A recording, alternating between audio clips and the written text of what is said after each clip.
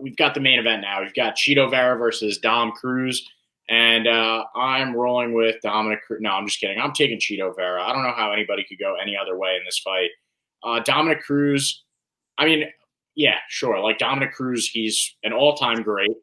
But, it's very, very, very similar to, a lot of these light heavyweights, like, like an Anthony Smith type of guy, where I think the division is almost not entirely surpassed Dominic Cruz. He can still get it done. Notoriously incredible footwork.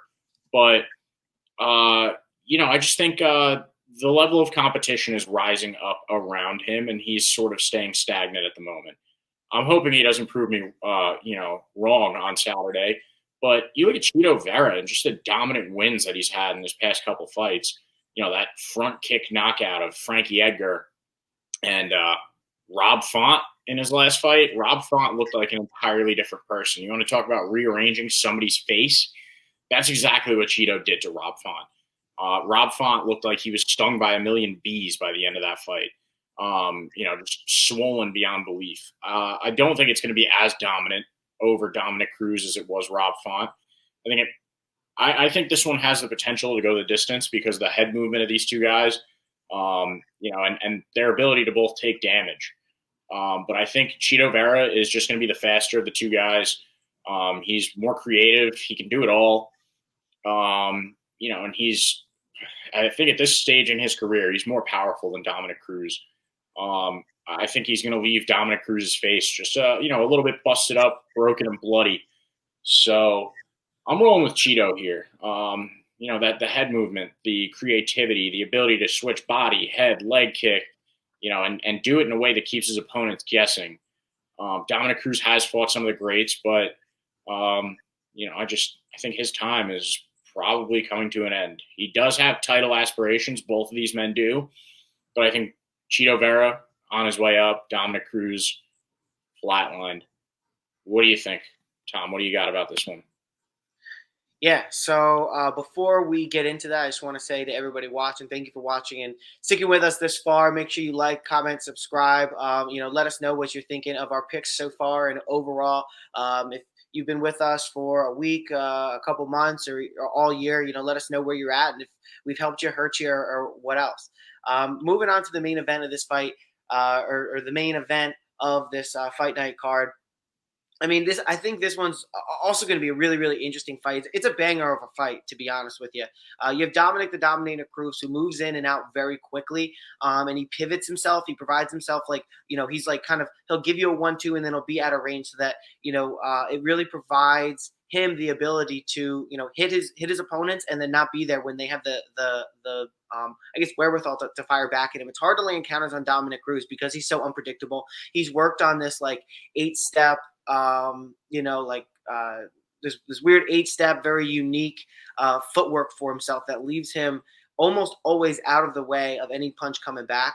That being said, he isn't unable to be hit. Pedro Munez was able to hit him early in the fight, but the thing about Dominic Cruz is he gets better as the fight goes on. He's got an insane gas tank, and because of that unique technique, he is able to find himself in positions, especially later in the fight where his opponents are a little bit more tired, a little bit slower, where Dominic can definitely take over. He moves well. He's got the ability to change positions. Like I said, he does a good job at avoiding damage historically, but like I talked about earlier, he's gotten clipped by Pedro Munez in the past. He did a really good job at recovering.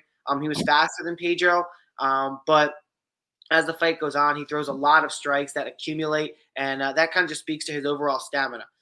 If you can beat up his legs, though, if you could beat up the legs of Dominic Cruz, you might provide yourself a little bit of a better chance because now he's not able to be as agile and move around your strikes as much. Moving over to Marlon Chito Vera, he has hard and fast kicks, and he also, too, gets better as the fight goes on.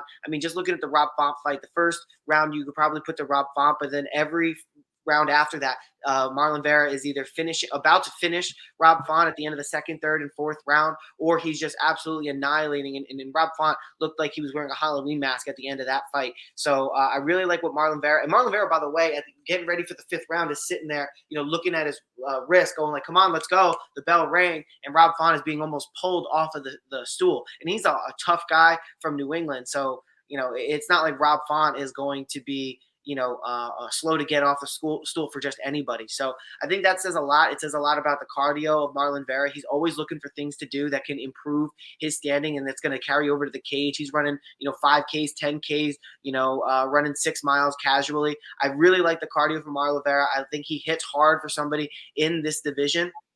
And ultimately, I think he's going to be able to just be a better 2022 version of what we saw of Marlon Vera. But I think he's also kind of the next iteration of the Dominic Cruz, having that awkward style, being able to take damage, being the faster fighter, and then not being able to get hit later after you land your shots. I think Marlon Vera is everything that Dominic Cruz was. He's lacking some of the injuries that held Dominic Cruz back in his career. And at this point, Dominic Cruz coming in at 36 years old, we're not sure, especially because he relies on speed, being his specialty, his ability to react and move. As time goes on, that's one of the first things to go. So a little bit concerned about Dominic Cruz there and the time he spent outside of the cage. So for all of those reasons, I'm going with Marlon Chito Vera, making this a super lock. Yeah, I'm really looking forward to that fight. The whole card itself is like a little mid, but that main event, and then there was a couple in there too that are awesome. Hey, thanks, Patrick. Really appreciate Love the new logo. Love the new logo. Yeah, that's sweet, man. That's cool. I like that a lot. All right, so we're going to wrap up the episode as we always do with our pick rundown. So